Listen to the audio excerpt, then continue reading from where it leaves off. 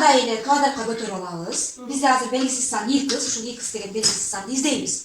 Белгисиз санды издеп, анан анын тамырын табуу, бул теңдеме болот да, билебиз. Белгисиз сан катышкан түрдүмө.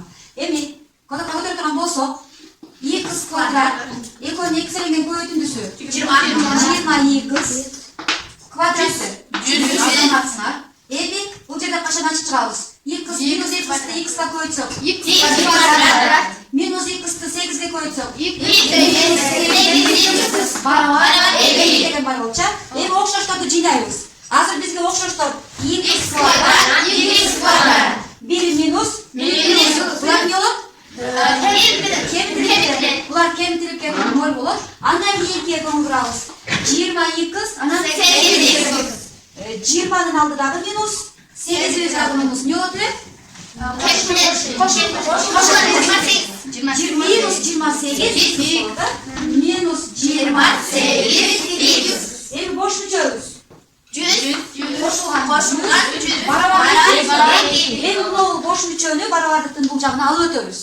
Анда минус 28x барабар 2 кемтирилген 100. 2ден 100'ü кемитсек кандай болот? Минус 28 барабар минус 98. Эми x'ти табыш үчүн минус 98'ди бөлүп жиберебиз минус 28ге. Анан батыраак бөлүп жиберебиз. Чыгат.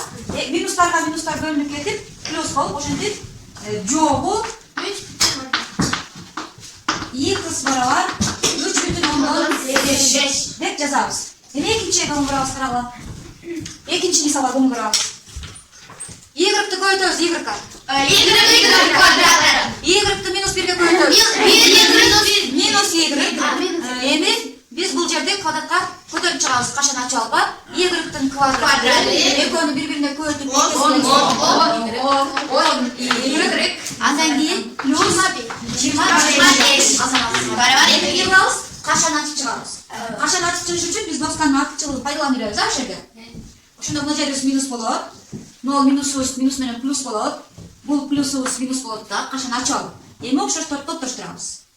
Окшошторду топтоштурган учурубузда y квадрат экөө окшош экен. Булар кемиткен. Эми y-га карайбыз. Минус y экен, берде 10y экен. 10 сом акчабыз бар, 1 сом карызыбыз бар. 9y минус 25 барабар 2. Эми бул 25'ти бул жака алып өтөбүз. Анда 9y барабар 2 кошулган 25. 9y барабар 25. Y барабар 27 бөлүп жиберебиз 9га. Канча болот? 3. Азаматсыңар 3y барабар 3. Ошентип жогу 3. Y барабар 3.